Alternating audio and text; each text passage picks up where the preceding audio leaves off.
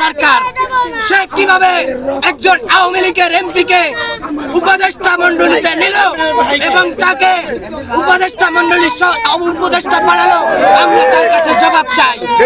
বিগত দিনে আপনারা দেখেছেন এই জাতীয়বাদী আর আওয়ামী লীগ এই দেশটাকে স্বৈরাজ্য করে তুলেছিল।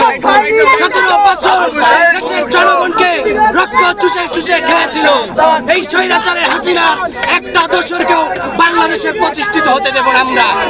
আমরা বলতে চাই এই শেখ হাসিনারে ওই ভারতে বসে ওই মোদির সাথে ষড়যন্ত্র চলবে, সেই ষড়যন্ত্র বাংলাদেশে চলবে না। বাংলাদেশের শ্রমিক অধিকার পরিষদ ওই শেখ হাসিনার জন্য যথেষ্ট। ওই হাসিনাকে বাংলাদেশে আসার চিন্তা বাংলাদেশে আনতে পারবে না।